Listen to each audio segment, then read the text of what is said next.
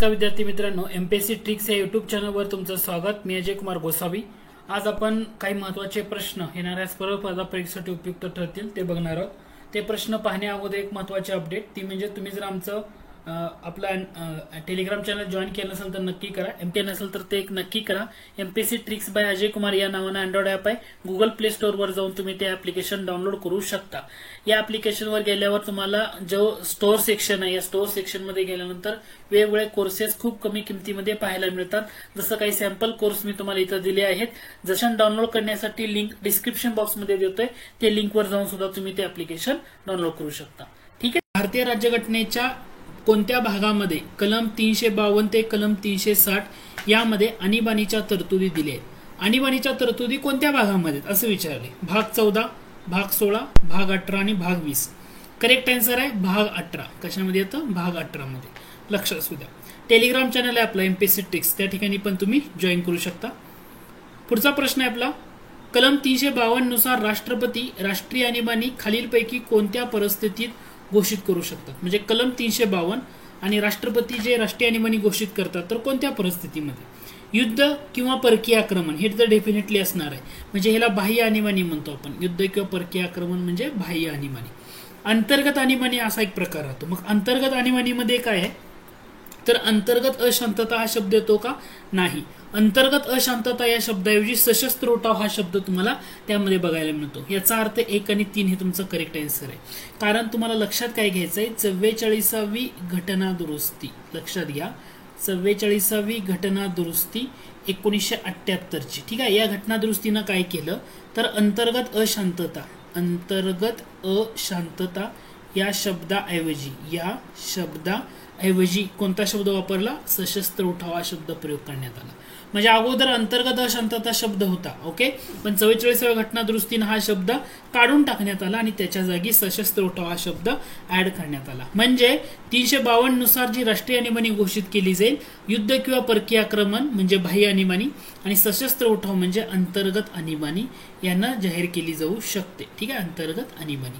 आता क्लिअर झालं? ठीक आहे।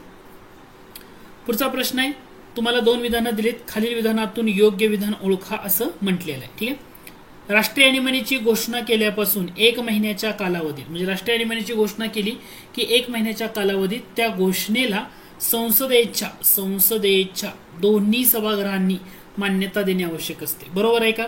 राष्ट्रीय आणीबाणीला जेव्हा घोषणा केल्यापासून 1 महिन्याच्या आत संसदेच्या दोन्ही सभागृहांनी त्याला मान्यता देणं आवश्यक असतं। बरोबर आहे। सुरुवातीला हा कालावधी 2 महिने होता। 42वी घटना दुरुस्तीनं हा कालावधी 1 महिना केला। 2 महिन्याचा 1 महिना 42व्यानं केला का? नाही। सुरुवातीला कालावधी काय होता? 2 महिने होता जरूर, परंतु 42व्या घटना दुरुस्तीनं नाही, 44व्या घटना दुरुस्तीने केलाय। म्हणजे इथं 44वी घटना दुरुस्ती 1978नं हा कालावधी 1 महिना केला असं पाहिजे होतं, मग ते विधान तुमचं बरोबर ठरलं असतं। घटक लक्षात येतोय का? राष्ट्रीय आणीबाणीची घोषणा केल्यापासून 1 महिन्याच्या कालावधीत त्या घोषणेला संसदेच्या दोन्ही सभागृहांनी मान्यता देणं आवश्यक असतं आणि सुरुवातीला हा कालावधी 2 महिन्याचा होता की जो 44व्या घटना दुरुस्तीनं 1978 मध्ये 1 महिना केला। ओके, म्हणून फक्त 1 बरोबर आहे, हे तुमचं करेक्ट आन्सर या ठिकाणी असणार आहे। ठीक आहे। पुढच्या प्रश्नाकडे जाऊया। पुढचा प्रश्न आहे, राष्ट्रीय आणीबाणी दर 6 महिन्यांनी संसदेच्या मान्यतेनंतर अनिश्चित काळापर्यंत वाढवता येते, ही तरतूद खालीलपैकी कोणत्या घटना दुरुस्तीनं समाविष्ट केली? म्हणजे राष्ट्रीय आणीबाणी दर 6 महिन्यांनी संसदेच्या मान्यता घ्यायची आणि अनिश्चित काळापर्यंत वाढवता येते, कोणत्या घटना दुरुस्तीनं? लक्षात ठेवा, 44वी घटना दुरुस्ती 1978। काय लक्षात ठेवायचंय? 44वी घटना दुरुस्ती 1978नं राष्ट्रीय आणीबाणी दर 6 महिन्यांनी संसदेच्या मान्यतेनंतर अनिश्चित काळापर्यंत वाढवता येते। ठीक आहे। पुढचा प्रश्न आहे, राष्ट्रीय आणीबाणीच्या घोषणेला संसदेच्या दोन्ही सभागृहांनी डॅश डॅश बहुमतानं मान्यता दिली पाहिजे। म्हणजे राष्ट्रीय आणीबाणीच्या घोषणेला कशी मान्यता दिली पाहिजे? विशेष बहुमतानं। संसदेचे जे दोन्ही सभागृह आहेत, संसदेचे दोन्ही सभागृह म्हणजे लोकसभा आणि राज्यसभा, विशेष बहुमतानं मान्यता दिली पाहिजे। मग आता ही तरतूद कोणत्या घटना दुरुस्तीने ऍड केली की विशेष बहुमतानं मान्यता दिली पाहिजे? ही तरतूद कोणत्या घटना दुरुस्तीनं? इथं सुद्धा तुमचं उत्तर काय असेल? 44वी घटना दुरुस्ती हेच तुमचं या ठिकाणी काय असेल? उत्तर असेल। आता लक्ष येतंय? ठीक आहे। पुढचा प्रश्न आहे, खालील विधानामधून अयोग्य विधान ओळखा। राष्ट्रीय आणीबाणी दरम्यान राज्य सूचीतील कोणत्याही विषयावर कायदे करण्याचा अधिकार संसदेस मिळतो का संसदेला? राष्ट्रीय आणीबाणी दरम्यान ओके कोणत्याही म्हणजे पहिलं विधान बरोबर आहे, ठीक आहे. म्हणजे राष्ट्रीय आणीबाणी दरम्यान राज्य सूचीतला कोणताही विषय असू द्या कायदा करण्याचा अधिकार संसदेला मिळेल. राज्य विषयावर संसदेने केलेले कायदे राष्ट्रीय आणीबाणी कालावधी संपल्यानंतर 1 वर्षांनी लोप पावतात. 1 वर्षांनी आहे का? नाही. 1 वर्षाच्या ऐवजी इथं काय पाहिजे होतं? 6 महिन्यांनी लोप पावतात. काय पाहिजे होतं? 6 महिन्यांनी लोप पावतात. मग हे बरोबर ठरलं असतं. म्हणजे राज्य विषयावर संसदेने केलेले कायदे राष्ट्रीय आणीबाणी कालावधी संपल्यानंतर 6 महिन्यांनी लोप पावतात. हे तुमचं बरोबर ठरलं असतं. तुम्हाला विचारलंय अयोग्य कोणतं? पर्याय क्रमांक 2 हे तुमचं अयोग्य विधान या ठिकाणी आहे. पुढचा प्रश्न आहे, खालीलपैकी कोणतं विधान चुकीचं आहे ते ओळखा. राष्ट्रीय आणीबाणी दरम्यान राष्ट्रपती हा केंद्र व राज्याच्या महसूल विभागणीत बदल करू शकतो. राज्य करू शकतात का? राष्ट्रपती केंद्राच्या व राज्याच्या महसूल विभागणीत बदल करू शकतात का आणीबाणी दरम्यान? डेफिनेटली. राष्ट्रपती राज्यास जाणारा निधी कमी करू शकतो किंवा रद्द करू शकतो. राष्ट्रपतीस तसा अधिकार प्राप्त होतो. हे बदल आणीबाणी संपल्यानंतर आर्थिक वर्ष संपेपर्यंत लागू राहतात. बरोबर का? तर हे सुद्धा विधान डेफिनेटली बरोबर आहे. तुम्हाला विचारले कोणतं विधान चुकीचं आहे? वरीलपैकी कोणतंही नाही. ओके. पुढचा प्रश्न आहे, खालीलपैकी विधानातून योग्य पर्याय निवडा असं म्हटले. 2 विधान आहेत. राष्ट्रीय आणीबाणी दरम्यान लोकसभेचा कार्यकाळ एका वेळी 1 वर्षांनी असा कितीही वाढवता येतो. बरोबर आहे का? ओके. एका वेळी 1 वर्षांनी वाढवता येतो. लोकसभेचा कार्यकाळ आणीबाणी वगैरे म्हणत नाही, लोकसभा म्हणते. बरोबर आहे. राष्ट्रीय आणीबाणी दरम्यान मात्र विधानसभेचा कार्यकाळ वाढवता येत नाही. तसं हे विधान चुकीचे आहे, कारण विधानसभेचा सुद्धा कार्यकाळ 1 वर्षांनी वाढवता येतो. सेम विधान, दोन्ही सेम कंडिशन. ओके. असा किती वेळा वाढवता येईल? विचारलं योग्य कोणतं? पर्याय क्रमांक 1 करेक्ट आन्सर आहे. पुढचा प्रश्न आहे, कलम 19 मधील मूलभूत हक्क राष्ट्रीय आणीबाणी घोषित केल्यावर कलम डॅश डॅशने आपोआप निलंबित होतात. कोणत्या कलमानं? कलम 358. ठीक आहे. पुढचा प्रश्न आहे, खालील विधानातून अयोग्य विधान ओळखा. कलम 19 मधील मूलभूत हक्क राष्ट्रीय आणीबाणी घोषित केल्यावर कलम 358 आपोआप निलंबित होतात. राष्ट्रीय आणीबाणी संपल्यानंतर कलम 19 आपोआप पुन्हा लागू होते. राष्ट्रीय आणीबाणी संपल्यानंतर कलम 19 लागू होते. बरोबर आहे. आणीबाणीतील केलेल्या कायदेविषयक आणि कार्यकारी कृतींना आणीबाणी संपल्यानंतर आव्हान देता येते. तर हे विधान चुकीचं आहे. तसं आव्हान देता येत नाही. म्हणजे आणीबाणी दरम्यान केलेला कायदेविषयक असू द्या किंवा कार्यकारी कृती असू द्या, आणीबाणी संपल्यानंतर आव्हान देता येत नाही. हे तुमचं करेक्ट आहे. याचा अर्थ 1 आणि 2 बरोबर आहे. विचारले काय? अयोग्य. पर्याय क्रमांक 3 हे तुमचं अयोग्य विधान. खालील विधानातून योग्य विधान ओळखा. सशस्त्र उठाव या कारणामुळे आणीबाणी लागू झाली असेल तर कलम 19 चे हक्क रद्द होतात. आता लक्षात ठेवा, सशस्त्र उठाव या कारणामुळे झालं तर कलम 19 चे हक्क रद्द होणार आहेत का? सशस्त्र उठाव म्हणजे काय? अंतर्गत आणीबाणी आहे तुमची. जर अंतर्गत आणीबाणी असेल तर कलम 19 रद्द होणार नाही. होतात म्हटले म्हणजे चुकीचं आहे. होणार नाही. होतात म्हटले म्हणजे हे चुकीचं आहे. रद्द होत नाहीत हे लक्षात घ्या. म्हणजे पहिलं विधान चुकीचं आहे. लक्षात येते. आता युद्ध किंवा परकीय आक्रमण या कारणामुळे आणीबाणी लागू झाली असेल तर कलम 19 चे हक्क निलंबित होत नाही. युद्ध किंवा परकीय आक्रमणामुळे असेल 19 चे हक्क निलंबित होतात. हा घटक आहे. ठीक आहे. म्हणजे या ठिकाणी काय झाले तर इथं दोन्ही विधानं चुकीचे आहेत, रिव्हर्स झाले. म्हणजे सशस्त्र उठाव या कारणामुळे जर आणीबाणी लागू होत असेल म्हणजे तुमचं काय आहे? राष्ट्रीय आणीबाणी. ओके. सशस्त्र उठाव म्हणजे अंतर्गत आणीबाणीमुळे जर तुमची अंतर्गत उठाव म्हणजे अंतर्गत आणीबाणी अशी जर लागू झाली, कलम 19 चे हक्क जे असतील ना ते निलंबित होत नाहीत आणि युद्ध किंवा परकीय आक्रमणामुळे असेल तर होतात. ओके. म्हणजे दोन्ही विधानं चुकीचे आहेत. खालीलपैकी कोणत्या कलमाने राष्ट्रपतीस मूलभूत हक्कांच्या अंमलबजावणीसाठी न्यायालयात जाण्याचा हक्क निलंबित करण्याचा अधिकार असतो? म्हणजे मूलभूत हक्क निलंबित होत नाही तर त्याची अंमलबजावणी निलंबित होते. कोणत्या कलमानुसार? तर कलम 359. कलम कोणतं? 359. पुढचा प्रश्न आहे तो म्हणजे राज्य सरकार घटनेप्रमाणे कार्यरत आहे की नाही हे सुनिश्चित करणं हे केंद्र सरकारचं कर्तव्य. केंद्र सरकारचं कर्तव्य म्हटलं की 355. लक्षात ठेवा. की राज्य सरकार घटनेप्रमाणे कार्यरत आहे हे सुनिश्चित करणं हे केंद्र सरकारचं कर्तव्य आहे असं म्हटलं तर आर्टिकल येणार आहे कलम 355 या ठिकाणी लक्षात घ्या. पुढचा प्रश्न आहे, राष्ट्रपती राजवटीची घोषणा केल्यापासून डॅश डॅश महिन्याच्या कालावधीत त्या घोषणेला संसदेच्या दोन्ही सभागृहांनी मान्यता देणे आवश्यक असते. म्हणजे राष्ट्रपती राजवटीची घोषणा केल्यापासून किती महिन्याच्या कालावधीत त्या घोषणेला संसदेच्या दोन्ही सभागृहांनी मान्यता देणं गरजेचं असतं. राष्ट्रीय आणीबाणी असतं 1 महिना होतं. राष्ट्रपती राजवट आहे याचा अर्थ 2 महिने. लक्षात आलं. राष्ट्रीय आणीबाणी असतं तर 1 महिन्याच्या आत संसदेच्या दोन्ही सभागृहांनी मान्यता देणं गरजेचं असतं. जर राष्ट्रपती राजवट आहे म्हणून 2 महिने. आणि इथं लक्षात घ्या संसदेच्या, लोकसभेच्या नाही. संसद म्हणजे लोकसभा पण आलं आणि राज्यसभा पण आलं. आता लक्षात येतं. ठीक आहे. पुढचा प्रश्न आहे, एखाद्या राज्यात एका वेळी राष्ट्रपती राजवट जास्तीत जास्त किती कालावधीपर्यंत राहू शकते.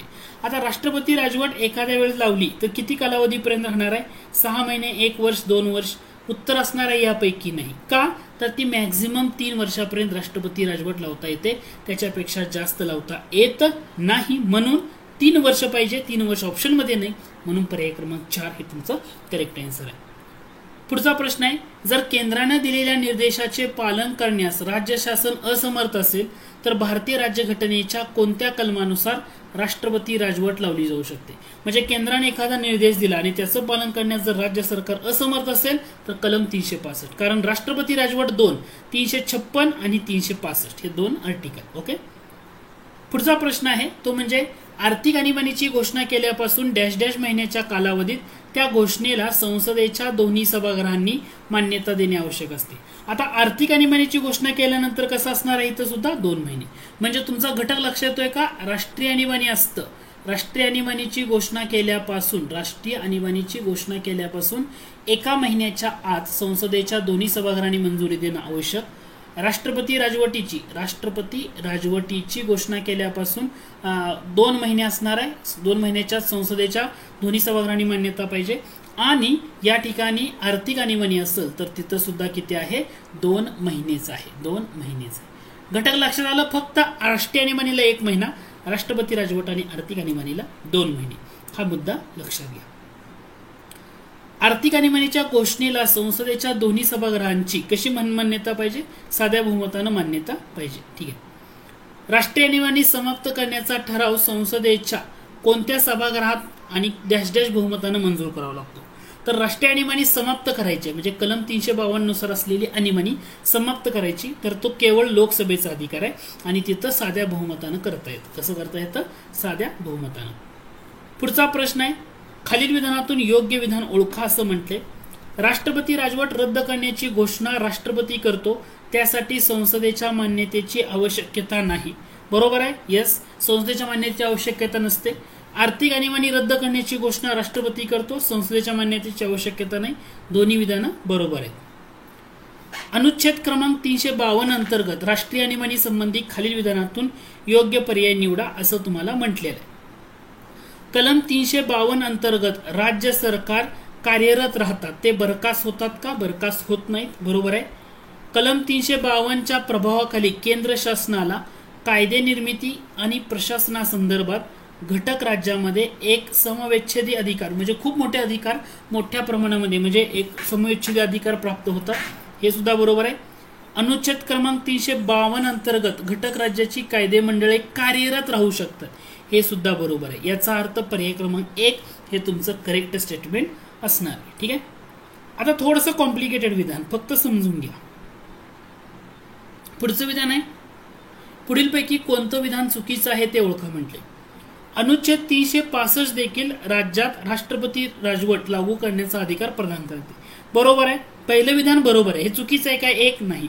म्हणजे 1 कुठं दिसते चुकीच्या ऑप्शन मध्ये 4 म्हणजे हा इलिमिनेट झाला. राष्ट्रपती राजवटीची घोषणा केल्यापासून 1 महिन्याच्या कालावधीत त्या घोषणेला संसदेच्या दोन्ही सभागृहांनी मान्यता देणे आवश्यक असते. राष्ट्रपती राजवटीची घोषणा केल्यापासून 1 महिना येतो का. नाही. 2 महिन्याच्या आत. 2 महिने इथं पाहिजे होतं 2 महिने. 1 महिना नको. याचा अर्थ दुसरं विधान चुकीचं आहे. म्हणजे दुसरं विधान चुकीचं आहे म्हणजे दुसरं विधान चुकीचं या 2 ठिकाणी इथं नाही. म्हणजे हा ऑप्शन पण इलिमिनेट झाला. तुम्हाला चुकीचं ओळखायचं आहे ना. म्हणजे एक तर 2 किंवा 2, 3 हे विधान असणार आहे. म्हणजे जर संसदेच्या दोन्ही सभागृहांनी मान्यता दिली तर पुढील 1 वर्षापर्यंत राष्ट्रपती राजवट लागू राहते. संसदेच्या दोन्ही सभागृहांनी मान्यता दिल्यानंतर 1 वर्षापर्यंत येणार आहे का नाही, 6 महिने. याचा अर्थ हे सुद्धा तुमचं चुकीचं आहे. ओके, 6 महिन्यानं परत असं मॅक्झिमम 3 वर्षापर्यंत जाऊ शकता. 1 वर्ष दिले म्हणजे या ठिकाणी हे पण चुकीचं आहे. म्हणजे 2 आणि 3 हे तुमचं करेक्ट आन्सर आहे. ओके, लक्षात आलं, चुकीचं. राष्ट्रपती राजवट लागू करण्याचा निर्णय न्यायालय रद्द करू शकतं, हे सुद्धा बरोबर आहे. म्हणजे लक्षात आलं का, राष्ट्रपती राजवटीची घोषणा केल्यापासून 2 महिन्याच्या कालावधीत संसदेच्या दोन्ही सभागृहांनी मान्यता देणं गरजेचं आहे. आणि संसदेच्या दोन्ही सभागृहांनी मान्यता दिली तर पुढील 6 महिन्यापर्यंत राष्ट्रपती राजवट लागू राहते. कॅबिनेट या शब्दाचा उल्लेख राज्यघटनेच्या कोणत्या कलमामध्ये केलेला आढळतो? कॅबिनेट म्हटलं तर तुमचं उत्तर असणार आहे कलम 352. अनुच्छेद 352 खाली आणीबाणीच्या घोषणेबाबत खाली विधाने विचारात घ्या. तिच्या घोषणेपासून 1 महिन्याच्या कालावधीत 1 महिन्याचा काळ संपल्यानंतर तो आपोआपच संपुष्टात येते जर तिला लोकसभेच्या ठरावाद्वारे वरील कालावधी संपण्याच्या अगोदर मान्यता. लोकसभा नाहीये इथं, संसदेच्या पाहिजे होतं, लोकसभा नाही. लोकसभा म्हणजे सिंपलचा घटक आयोगानं फिरवून विचारलाय.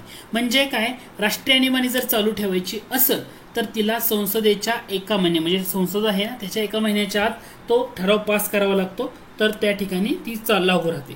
तर इतर लोकसभा दिले, राज्यसभा पण आहे त्यामध्ये इन्क्लूड, म्हणजे संसदेच्या असा शब्द प्रयोग पाहिजे होता. पहिलं विधान चुकीचं आहे. राष्ट्रपतीला आणीबाणी घोषित करण्याचा अधिकार आहे, मात्र त्यासाठी मंत्रिमंडळानं किंवा कॅबिनेटनं जो बेअर ऍक्ट आहे ना त्याच्यामध्ये हे दोन्ही वर्ड कन्सिडर केले. त्यामुळे हे विधान तुमचं काय असणार आहे, बरोबर, की मंत्रिमंडळ किंवा कॅबिनेटनं लिखित स्वरूपात शिफारस केली असेल तर. ठीक आहे, हे दोन्ही वर्ड त्या बेअर ऍक्ट मध्ये दिलेत, याचा अर्थ दुसरं विधान बरोबर आहे, पहिलं चुकीचं आहे. पुढचा प्रश्न आहे, राज्यघटनेनुसार राज्यामध्ये राष्ट्रपती राजवट घोषित केली जाऊ शकते. त्यापैकी तुम्हाला विधान ओळखा म्हटले. पहिलं विधान बघा, पहिलं विधान, जेव्हा राज्य शासनाद्वारे मांडलेले विधेयक राज्य विधिमंडळात नामंजूर होते. नाही, म्हणजे तुम्हाला राष्ट्रपती राजवट 2 कलमानुसार येते, एक 356 आणि दुसरं म्हणजे 365. म्हणजे राज्यघटनेतल्या तरतुदीप्रमाणे राज्य शासन काम करीत नसेल म्हणजे 356, आणि केंद्र शासनाने दिलेल्या निर्देशांचं पालन करण्यात राज्य असमर्थ असेल 365. कारण राष्ट्रपती राजवट ही 2 आर्टिकलनच घोषित होते, 356 365. याचा अर्थ 2 आणि 3 हे एवढंच तुमचं बरोबर आहे. जेव्हा तुम्हाला दिलं एक राज्याचं राज्यपाल मुख्यमंत्री यांच्यात मतभिन्नता, हा काय तिथं घटक येणार आहे का, येणार नाही. किंवा जेव्हा राज्य शासनाद्वारे मांडलेले विधेयक राज्य विधिमंडळात नामंजूर होते, तो सुद्धा घटक तुम्हाला त्या ठिकाणी येणार आहे का, तर तोही घटक तिथं येणार नाही. लक्षात येते का मुद्दे काय. आणि या टाईपमध्ये जर तुम्ही फोकस केलं तर तुम्हाला जास्तीत जास्त घटक या ठिकाणी अभ्यास केला तर फायदा होईल.